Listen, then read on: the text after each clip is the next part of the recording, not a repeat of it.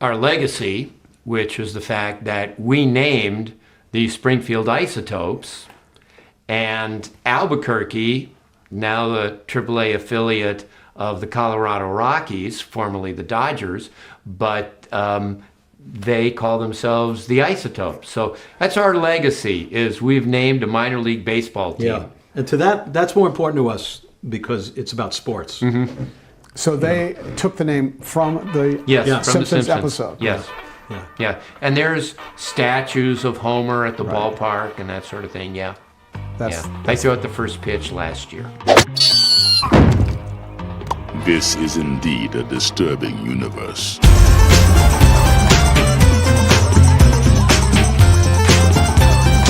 Hello and welcome back.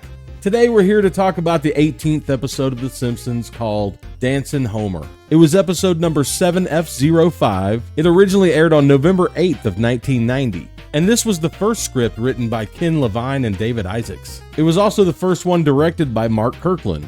And of course the showrunners were Matt Groening, James L. Brooks, and Sam Simon. So for me, Dancin' Homer has a lot of disadvantages to overcome. And unfortunately, I just don't think it did the job. And that's why I'd say this episode is a prime candidate for skipping. And that's not to say that I dislike it. I just don't love it.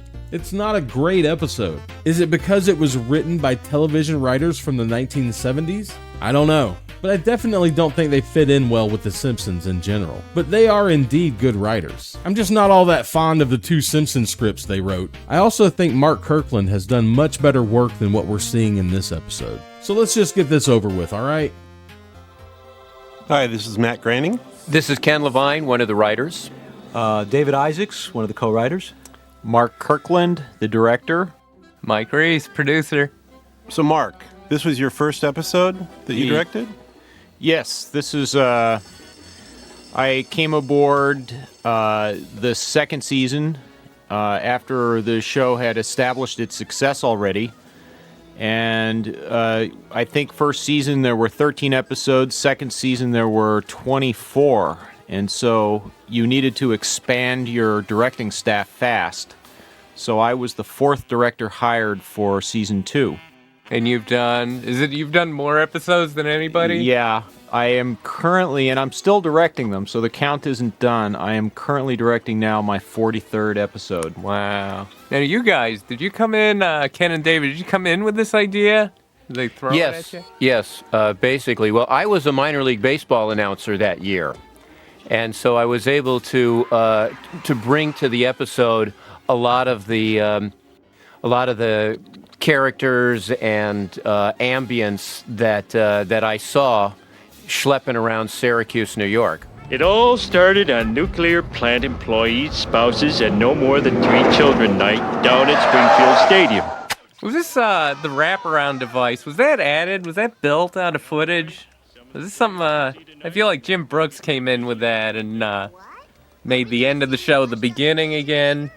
I do believe that was added. Don't you, Dave? I think so. I vaguely remember that. Yeah, that's it's an old TV trick. It's all I know. I don't know why it's done, or I know it's because you have no idea how to end this thing. There's a lot of great jokes along the way, but you have no idea how to end it. If you ever watch old Dick Van Dyke shows, I noticed that I would say 2/3 of the episodes are told in flashback for no good reason. It just seemed to be some trick, and you don't even notice it. It's more layers of storytelling upon storytelling. That's how I remembered it. It also takes up 2 minutes of writing. Yeah. Ah, the Gammels. Good to see you. This whole scene leading up to and including the Gamble family was a callback to There's No Disgrace Like Home, when they went to another company family function at Mr. Burns' house. Good to see you. Glad you could make it. Oh, thank you, Mr. Burns. I'm so glad you invited us. Not me. I had to miss Little League for this. Quiet, Tom. Oh, please, don't fight. Just go out back and have a good time. Fire that man, Smithers. So apparently Mr. Burns didn't fire the guy. But if these people are indeed the Gammels, then who are these people that Al Jean was talking about later in that same episode? Did you have a good time, son? Yeah, thanks, Pop. This family that's really sweet and loving. If we'd done the episode now, it would obviously be the Flanders family, but I believe we named it the Gammels after a friend of ours who's one of the writers on the show now, Tom Gamble. I don't know who these people are, and I guess it doesn't matter. I just think when you've spent as many decades as Al Jean has working on The Simpsons, your brain probably just turns into mush at some point. I was new to these characters when I started this, and still getting used to it. I had a brand new crew of animators. We all loved what had been done the first season, so we were basically trying to copy what had been done, and we were kind of learning as we went. We also wanted to put a lot of details into the backgrounds, and you'll notice things like cracks in the plaster in this stadium. And You're an inspiration to all of us in waste management. I got a lot of notes from you guys on the little signs in the we had all background. kinds of signs sign in there. the outfield. We even wrote the ads on the outfield wall. And at the time, this is like the early '90s, there was a savings and loan scandals, and savings and loan banks were closing, and so we actually put on the back wall Springfield Savings and Loan, safe from 1934 to 1990, 1992 to, so we could, you could do those things, which you can't do. Like Morrison's mortuary, hit this sign and win a coffin and stuff like that. Yeah, we had all those kind of things. And we had a blast doing that. We were free to do those kind of things. Obviously, their memories are a little fuzzy about what actually made it into the show. But hey, close enough. Oh, wow, there's Flash Baylor. I gotta get his autograph. He used to be a star. Hey, Flash, will you sign my ball? No. Hey there, little lady. What can Flash do for you? Flash Bailey was based on a Babe Ruth type character, sort of a stocky Babe Ruth. Right. Springfield Cozy Court Motel, room 26. How about it, Flash? And this bit was as a result of seeing all of these ball players doing basically that, signing balls and putting their phone numbers on the ball so that the girls would come to their rooms after the games. Those are real collectibles. XYZ. Damn it, my dipper. Why? Whoop. Thanks, everybody. Always an embarrassing moment on Jumbo Vision. You can tell the audience is happy because they're motionless, but their mouths are open.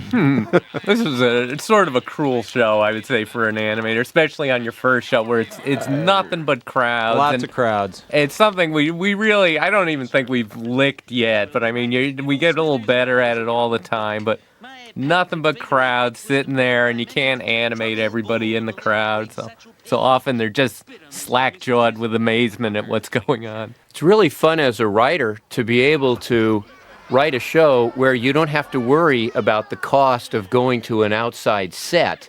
I mean, it's just as easy to do a baseball stadium as a writer as it is doing a kitchen table. It's a little tougher on animators, though. Well, I've said this from the very beginning. You guys should put the crowds in the dark. That's what they do in Dumbo. There's a semi-empty stadium there that we did on purpose to show that this is a small town and not even everyone in the town would go to such a game. Which is true.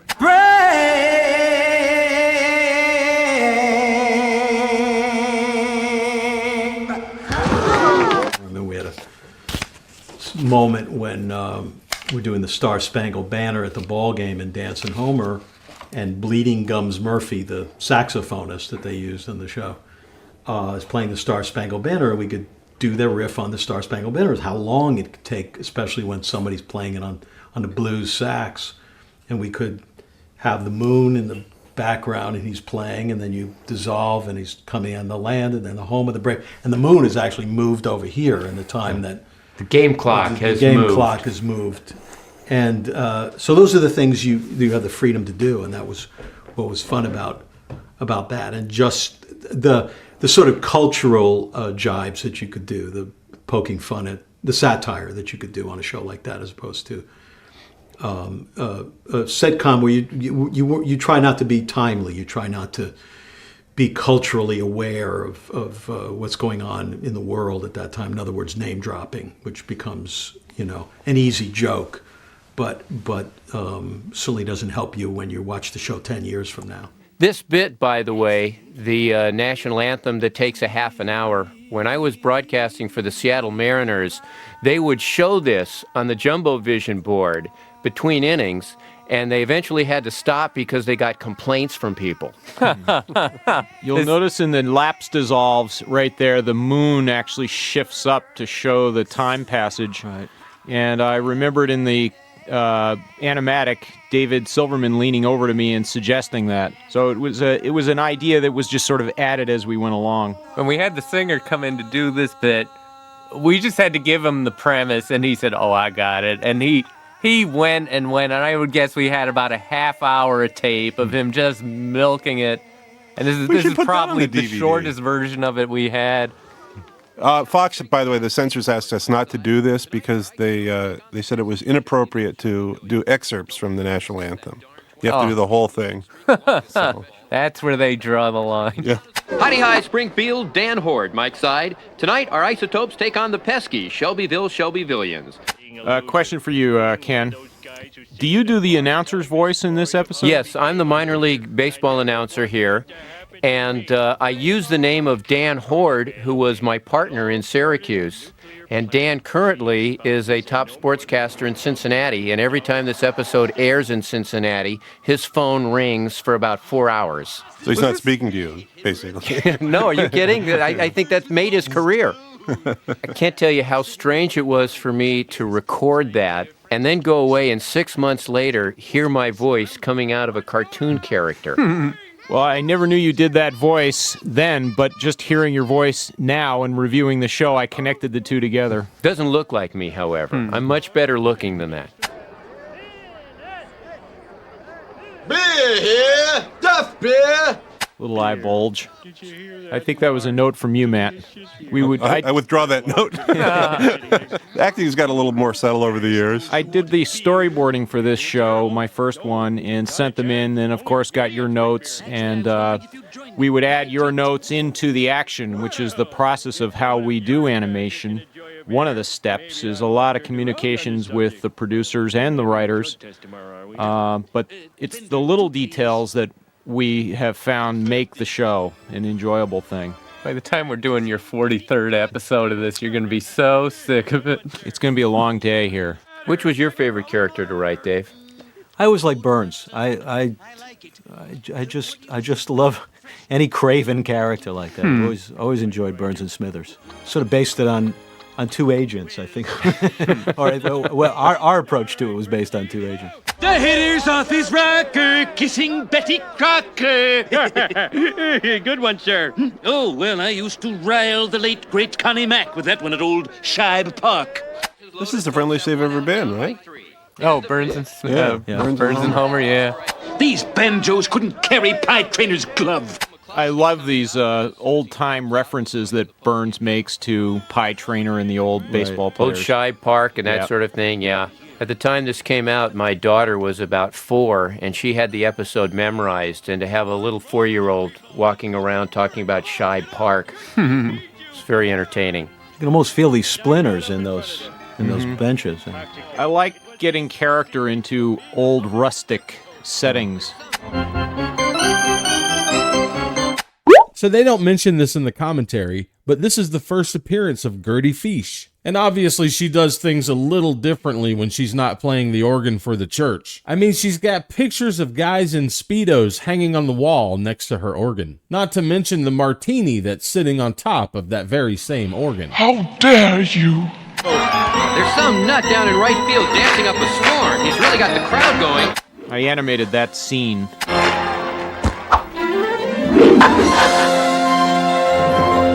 Swung on and belted to deep left field.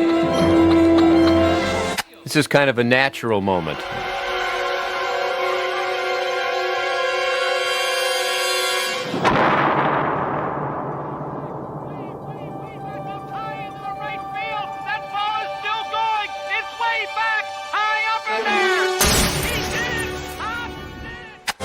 It's going! It's gone! It's out of here! I had to make sure the moon crescent matched the earlier one. I remember that. I want him banned for life from all company outings. I love that Smithers finds that amusing. It's one of my favorite moments. Would you be interested in becoming our official mascot? Me? A mascot for a Bush League team? So again, all the voiceover you hear with Homer, that was added later, or almost all, I think, kicked in by Jim Brooks. You'll notice in this episode sometimes Homer's hairs, his back hairs kind of have a rounded quality, the near his ears. They're sort of rounded tops. Right. We were still grappling with, should they be sharp and pointy or should they be slightly rounded? Well, let me just tell you, I always said they should be sharp, and Wes Archer's the one who changed them. He goes, I thought we should mix it up. And after that was resolved, from there on out, we always made them straight. Good. There you go. Get on the bus, Dancin' Homer! Will you shut up? I'm trying to think of a name.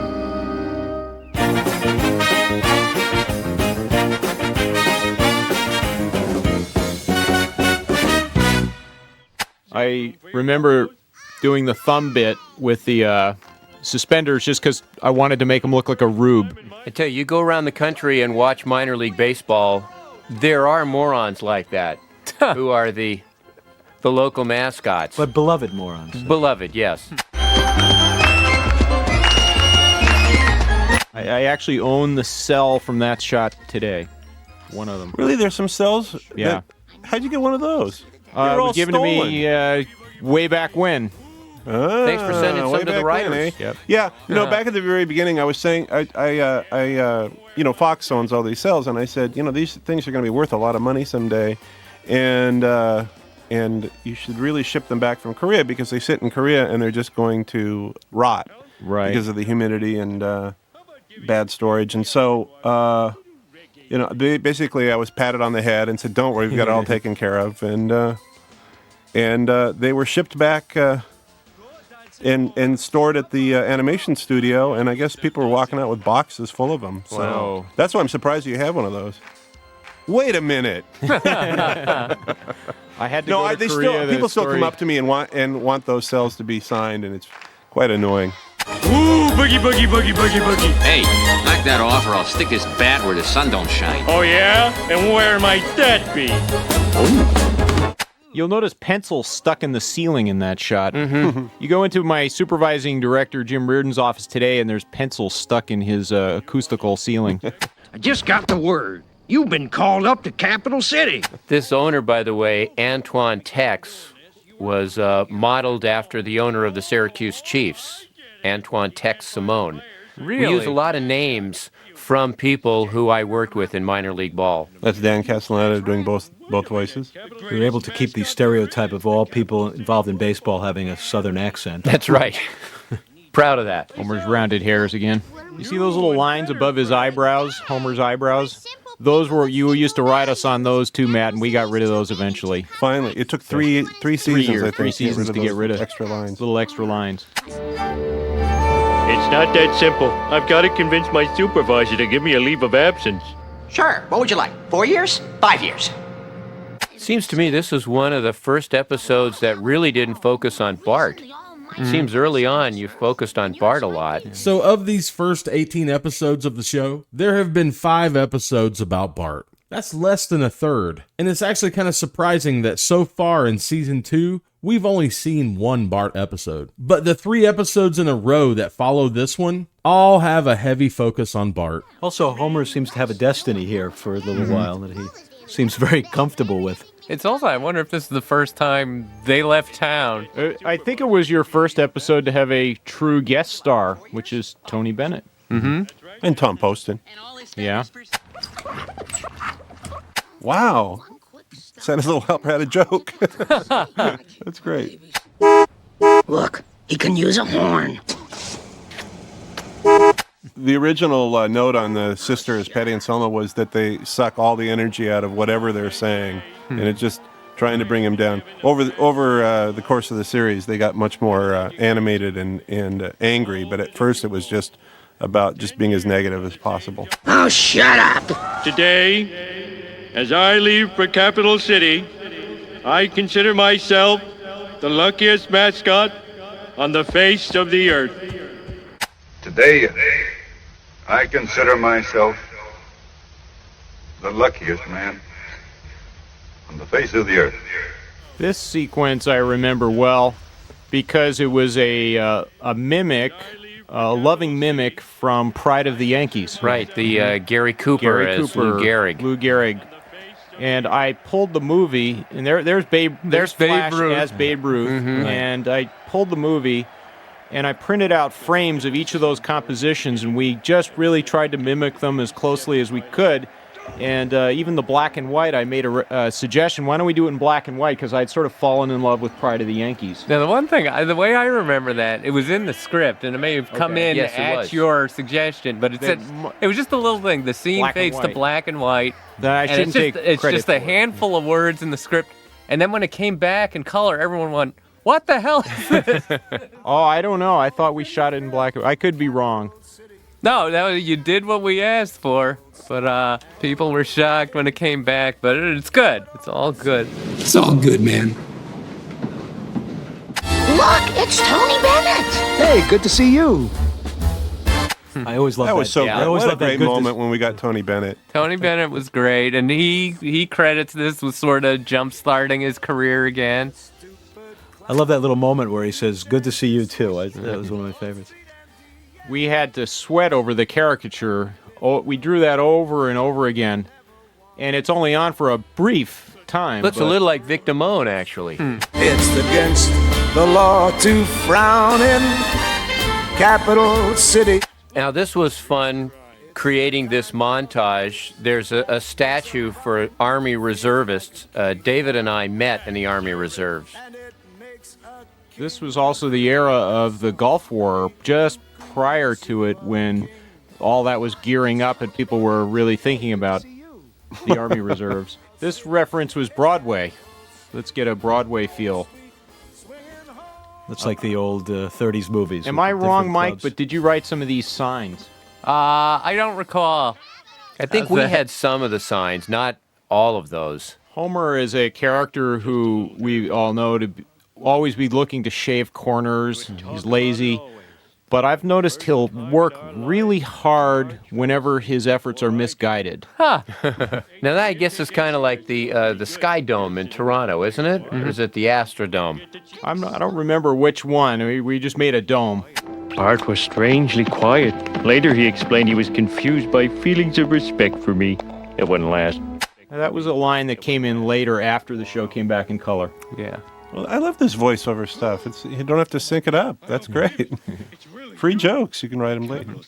The Capital City Goofball. Hello, Dancin Homer. Glad to have you aboard. If there's anything I can do for you, just squeeze the wheeze. And I used to do cartooning, and I created the Capital City Goofball. And I drew a sketch of how I sort of envisioned it, and that's how they made it. So that was really kind of fun, is creating a character in The Simpsons. There's a perfect caricature of Tom Postum inside of that. Yes, actually, it outfit. looks just like him, actually. And Tom Poston, I think he was chosen. The idea is you wanted someone, they picked him for someone with as low-key a delivery and a voice to contrast with how goofy the costume was. And he was pretty big at the time on the Newhart show. Yeah. Where do you get your clothes? Why? Well, I was just thinking what a snazzy dresser you are. Gee, thanks, George. Coming from you, that's... Well, thanks. Yeah, to us it was funny, the idea of a mascot who was world-weary. It's kind of just humorous seeing Homer's shape in the briefs there. I'll set him up, you knock him down. That was also just a little touch, a note probably from you, Matt, in storyboarding to have him hit the actual lamp. Dave Glass, the name used there for that announcer, was my partner in Tidewater in 1989. Let's see. Upper mezzanine. Yes, these must be ours. I got in trouble for this crowd because one of my layout artists spent close to 2 days drawing it, and word got over to Gracie Films that someone was spending 2 days drawing a crowd, and I was told don't ever do that again. And when it came back in color, everyone said, now that's how we want it from now on. These seats stink. I think the players' wives will be a little closer to the action. Actually, this section is for the players' ex-wives. That first wives section joke is one of the favorites among ball players. They love that joke. The ex-wives. The ex-wives, yeah. Throw at his head! Great Mancini. Yeah, the mascot's best friend. The music and the sound effects really help flesh out our shows. They always look so much better to me and alive when that comes in. It's a bit of a timepiece now because most parks don't use the organ anymore. Yeah. So it's... These cornball antics may play in the sticks, but this is Capital City. There's a character coming up we had a real laugh at where he's very arch, and yet it's this guy, but he seems to just have one tooth, so he's sort of the Harvard-educated hillbilly. I'm sorry, young man, you're just not ready. Pick up your check at the front office, and for God's sake, put some clothes on. This is my favorite, Homer and his jock, I think. Yeah. And he's still Dave his jock. Rosenfield is the owner of the Tidewater Tides. You know, we very early on we made a decision that it was funnier for Homer always to be in tight briefs rather than boxer shorts. You know, boxer shorts are kind of considered, you know, comedy, but tight briefs. But a jockstrap, that's even funnier. You got to put him in a jockstrap more often. Occasionally, I still like to put Homer in a tank top in certain scenes. As my son would say, I'm one sad ape-like dude. We never worried about putting Mo on model when we drew him because he was so ugly. It seemed like the more off-model he was, the more ugly he was. And I never got called on it either. Hey, you guys are hanging on my every word. I become the center of attention. Yeah, it's riveting. So this is our first appearance of Richard Sakai. But he doesn't say his first line until the episode One Fish, Two Fish, Blowfish, Bluefish. Tell it again, Homer. Okay, I wonder why stories of degradation and humiliation make you more popular. I don't know. They just do. It looked like See Richard those stacked Sakai bottles was sitting there? in That's there. Richard Sakai. See those stacked bottles outside Yeah. the tavern? That's what they do in Oregon. Yeah, when I moved to California, I was amazed to find out that people actually just smash the bottles on the sidewalk. Different But in Oregon, shows, they I know the stack 'em. bottle stack is different, too. Jeff Martin wrote these lyrics. Yes, he did, and the music. He was such a talented, and is a talented music writer. Yeah. It was, for the animation crew, it was a big effort to do this show. This was our first one, and we were pleased how it came off. And we felt also we want to see if we can do better as time goes on. We learned a lot on this show. But drawing all those crowds, it just seemed like while we were drawing it, we were never going to get through this show. But it was a lot of fun. It's Well, it a, was it's a fun good to write. lesson where people say, oh, animation must be fun because you can do anything. And then you find there are these restrictions all over the place. Human energy is one of them. So I certainly can't say that Dancin' Homer is a bad episode, or even that I don't like it. But it just feels like we've lost some of the faster pacing that we've picked up in the past 4 episodes. This one feels a little slow and bland. I mean, it does have its fair share of great jokes, but there just aren't enough of them. And the way the entire story is told in flashback gives this episode a very antique feel. And I just don't think I have anything else to say about it. So I'm moving on to Dead Putting Society. See you next week.